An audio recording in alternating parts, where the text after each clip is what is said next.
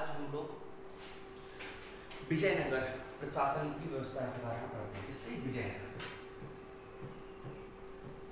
विजयनगर प्रशासनिक व्यवस्था, प्रशासनिक व्यवस्था। ठीक है, अगर विजयनगर प्रशासनिक व्यवस्था की अगर हम बात करें तो इसमें हमें दो तीन चीजें पढ़ने की जरूरत पड़ती है। दो तीन चीजें हमें पढ़ने की जरूरत पड़ती है। किस हिसाब से अगर हम देखें तो अगर विजयनगर प्रशासनिक की बात करें तो इसके अंतर्गत अगर हम देखें तो हमें राज्य का स्वरूप कैसा है, ठीक है, केंद्रीय प्रशासन कैसा है, ठीक है, प्रशासन का प्रांतीय प्रशासन कैसा है, प्रांतीय प्रशासन के बाद न्यायकर प्रणाली कैसी है, न्यायकर प्रणाली कैसी है, ठीक है, आयकर प्रणाली कैसी है, ठीक है, भू राजस्व कैसा है, भू राजस्व सैन्य व्यवस्था कैसी है, तथा न्याय प्रशासन की व्यवस्था भी कहाँ तक पहुंची हुई थी। इस प्रकार की हमें इस सबकी जानकारी पढ़नी पड़ेगी। ठीक है, तो हम कोशिश करेंगे कि एक एक करके आपको पढ़ाने की कोशिश करेंगे।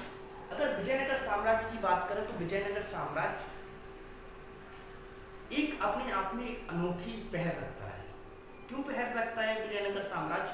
विजयनगर साम्राज्य का अगर वर्चस्व देखें तो हमें कृष्णदेवराय के समय ज्यादा देखने को प्राप्त होता है। और आज भी अगर हम दक्षिण भारत की ओर अगर जाएं तो आज भी कृष्णदेवराय के समय के जो मंदिर बने हैं या महल बने हैं तो उनकी हमें भव्यता आज भी देखने को मिलती है। हम कोशिश करेंगे कि आपको मंदिर दिखाने की कोशिश करें किसी और टाइम पे, जब हम आपको क्लास बाई क्लास पढ़ाएंगे उस समय। तो अगर हम पढ़ने की कोशिश करें तो हमने किस किस्म पढ़ा था देख सकते हैं। तो हम देख सकते हैं सरकार कैसी है, कह सकते हैं सरकार कैसी है, ठीक है। सरकार या राज का स्वरूप, इसी को कहते हैं राज का स्वरूप। क्या कहते हैं? राज का स्वरूप। क्या राज का स्वरूप कैसा है? राज का स्वरूप कैसा है?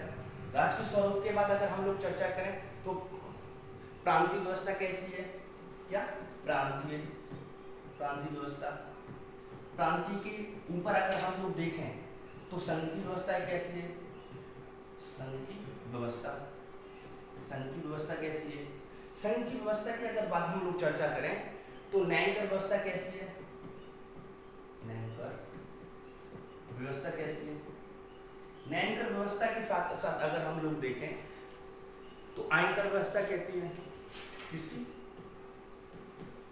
आयकर व्यवस्था कैसी है? ठीक है। इसके बाद अगर हम लोग चर्चा करें इसमें तो भू राजस्व सैन्य व्यवस्था,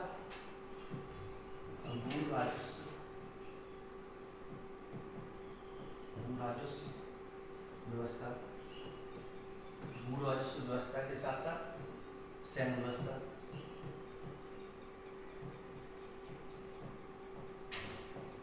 व्यवस्था, कैसी है? इन सबको हमें एक एक करके पढ़ना पड़ेगा। इन सब की प्रक्रिया एक एक करके हमें देखनी पड़ेगी। ठीक है, चलो ठीक है। तो सबसे पहले हम लोग चर्चा करते हैं किसकी? राज का स्वरूप। किसका? राज का स्वरूप। ठीक है, आज हम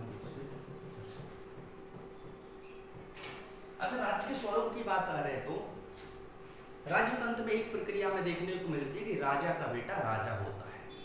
कह सकते हैं, पहला पॉइंट लिख सकते हैं इसमें क्या है? राजा का बेटा राजा बनेगा। क्या? राजा का बेटा राजा बनेगा। यह प्रक्रिया हमें देखने को मिलती है।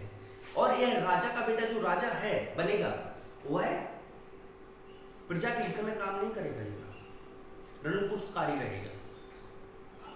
अपना उसको शुरू से ही देखने को मिला है कि मेरे पिता ने किसी को फांसी की सजा दे दी, किसी के हाथ कटवा दिए, किसी को पैर कटवा दिए, किसी से कुछ भी काम करवा लिया, क्योंकि निरंकुशकारी है। इस प्रकार हमें देखना। इसके बाद अगर हम दूसरा पॉइंट करें, दूसरे पॉइंट में अगर देखें तो एक चीज हमें देखने को मिली है विजयनगर साम्राज्य कृष्णदेव राय के समय। किसी समय? कृष्णदेव राय के समय। यह प्रजा के हितकारी था।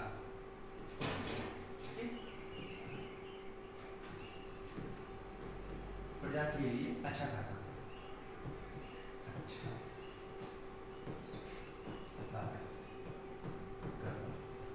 ठीक है, अच्छा कार्य करता था तथा कल्याणकारी भी था। ठीक है, इस प्रकार की हमें जानकारियां देवराय के समय प्राप्त होती हैं। ठीक है, कृष्णदेव राय के समय हमें देखने को मिलती है। ठीक है, इसके बाद अगर हम लोग देखें तो इसने कृष्णदेव राय ने कौटिल्य के जैसे, कौटिल्य की पुस्तक अर्थशास्त्र में जो जानकारियां प्राप्त हुई हैं, उसी प्रकार कृष्णदेव राय ने अपने क्षेत्र को बढ़ाने की भी कोशिश की। कह सकते हैं राजशास्त्र की बात। तीसरा क्या देख सकते हैं? कृष्णदेव राय ने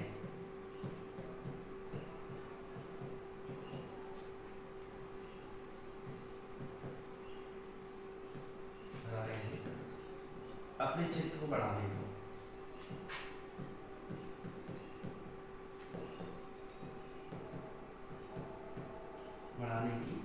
कोशिश की और सफल मिला।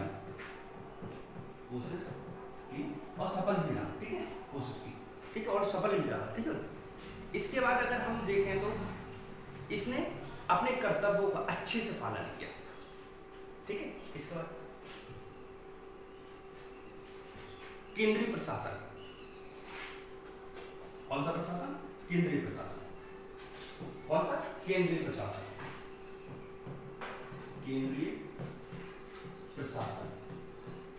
केंद्रीय प्रशासन की अगर हम लोग चर्चा करें, केंद्रीय प्रशासन में अगर हम लोग देखें, मुख्यतः राजा कृष्णदेव राय को अगर हम छोड़ दें, कृष्णदेव राय के अलावा सब शासक निरंकुशकारी रहे।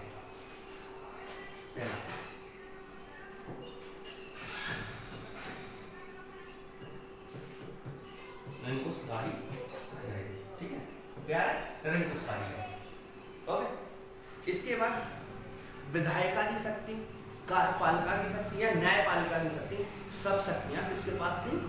सब शक्तियां राजा के पास। कह सकते हैं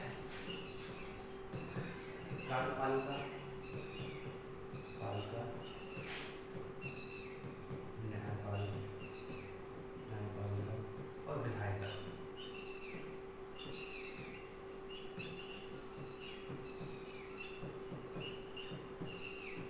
तीनों शक्तियां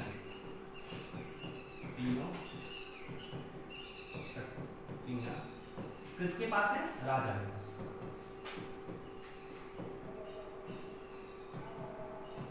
ओके, तीनों शक्तियां किसके पास है? राजा के पास है। तीनों शक्तियां जब राजा के पास है तो निश्चित है कि वह निरंकुशकारी बनेगा ही। ठीक है, इस प्रकार हमें देखने को मिलता है।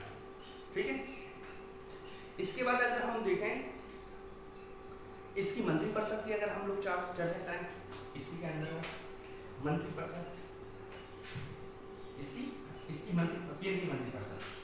ठीक है,